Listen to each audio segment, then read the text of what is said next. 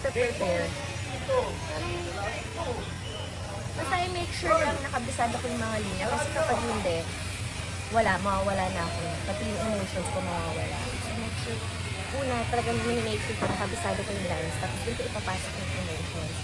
Pero pag isa na iyakan niya, usually, sa linya ako humuhugot. Tapos dun sa situation. Katulad na humihingi ng tawad, galit,